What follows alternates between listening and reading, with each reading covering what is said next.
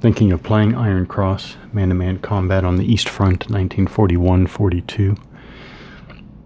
At this point, I can definitely throw out some remarks. On the one hand, the game is fun and it's interesting. I was wondering as the time passed and I was waiting to finally get this game to the table and try it out, I was definitely wondering, not only was I wondering if the game itself would work, I was wondering whether it would actually be fun to play. I'm definitely finding fun here and definitely finding interesting play. Lots of decisions to make, the kind of nitty-gritty, detailed, small unit combat action type decisions that I like. On the other hand, the rules are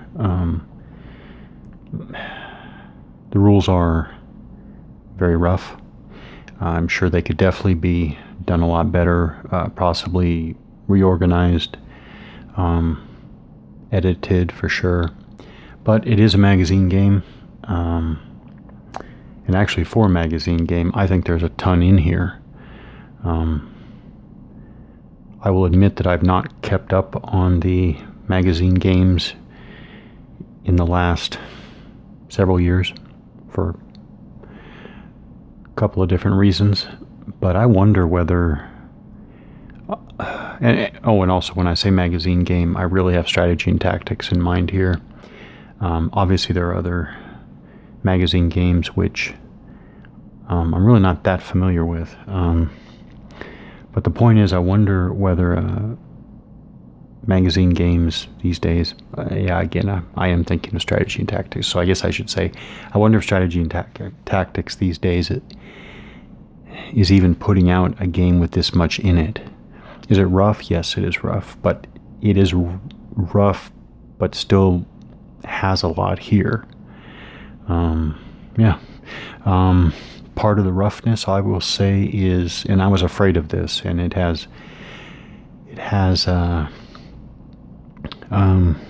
become clear to me that there are hidden there are hidden rules in the text, buried in the text. Like, for example, when I first looked over the rules, I saw that there was a free combat state change up-down, and since there was a free combat state up-down step, it's not a phase but a step in the sequence of play, the turn sequence, I didn't think more about it. I wondered why units couldn't do a combat state change as part of movement. Well, they can. In the rules, you can pay, I think it's a couple of movement points to change combat state. So it was there. Now, see, that's something I would expect to see on the movement and combat effects table, because the combat and effects table has, the modifier for target in a down state. It has firing unit moved this turn. It has, what else is relevant? It has, I'll just go with those. I mean, since it has those on the movement and combat effects table, I would kind of expect a combat state change to be on there. So,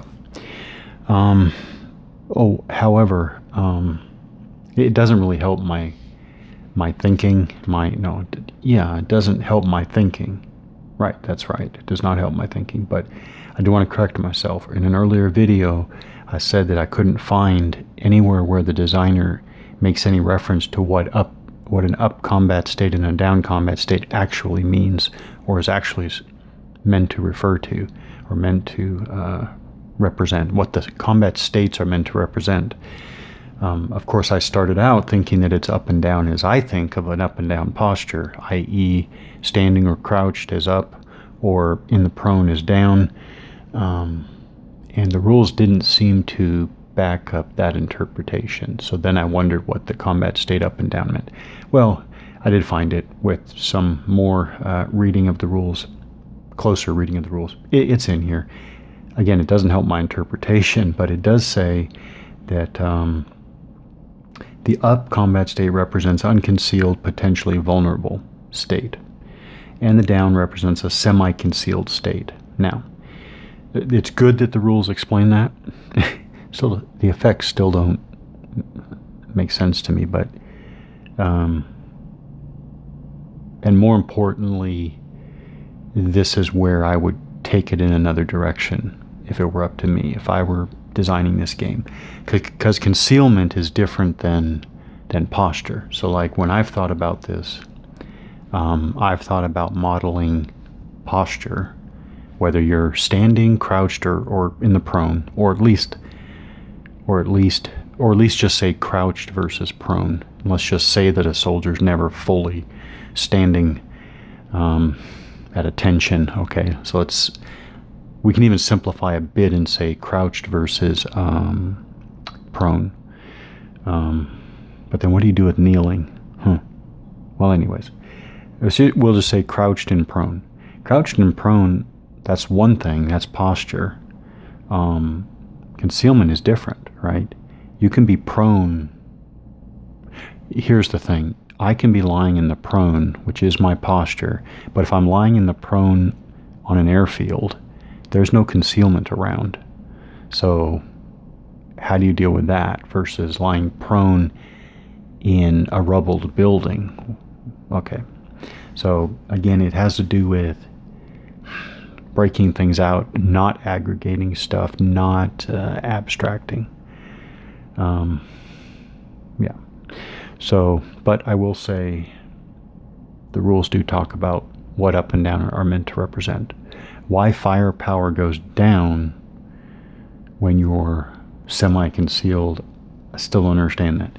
And I'm gonna refer to this again because now there is a big time difference. When I was thinking about small unit combat action, I'm talking about I'm thinking about 15-second action intervals. I mean, that is a small percentage of the 2-minute turns represented here. So that is a factor to bear in mind. We're talking about 2 minutes of action here. When I'm thinking about up-down posture and what it does to firepower, et cetera, I'm thinking about a much smaller 15-second pulse of action. Okay.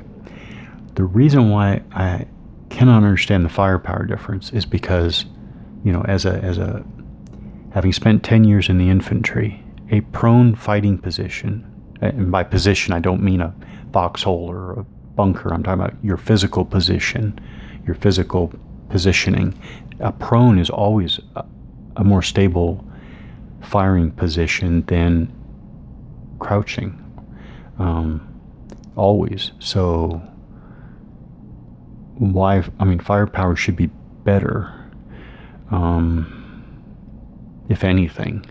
So why? Yeah. So again, don't know why it goes down unless.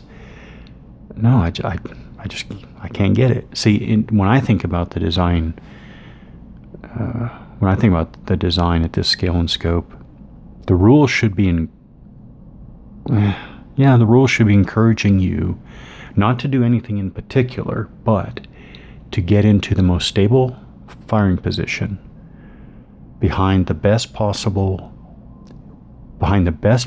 cover with the best possible concealment while maintaining the best possible fields of fire. So these variables can definitely be interrelated. They can definitely interact. These variables can interact, but I think that's what you want the design to show. Okay, so the most stable fighting position behind the most cover with the best concealment while maintaining the best fields of fire. And there are examples of this, but in the real world. Okay. So moving on, the game. I find that this game requires a ton of markers. I'm using a lot of extra ATS markers. I don't know how one could really. I don't know how one could really play this with a lot of accuracy without a lot of these markers. What else? It's fun and it's interesting. It's fun and it's interesting. Oh, one more thing. It's interesting to mention this in passing. Because the map style gets so much attention and almost invariably, not invariably, but almost invariably negative attention. One thing I will say about the map graphic style is that this map, oddly enough, gets, to my mind and to my way of thinking, gets the scale more right than a lot of other maps and maps from a lot of other way more popular games. I can't really say this is a popular game at all, but the roads here and the houses are way closer to real scale than so many other games. These are 10-meter hexes, so those roads are darn closer to real dimensions than so many other games. Another popular game would take this map dimensions. I'm talking about the dimensions of the graphics, the width of the road, the size of the houses. And another more popular game would take these map graphic dimensions, and then they would be 50-meter hexes at squad scale, which is way off. Again, to my way of thinking, way off. Basically, you wind up with, all right, let me make my point clearer. If these are 10-meter hexes, these roads are about 3-4 meters wide. That's correct, or way closer to correct, for country roads for the 1940s than other games. So if another game has this same, again, graphic dimensions, and these are 50-meter hexes, in these other far more popular games, they're representing country roads that are like even 10 meters wide.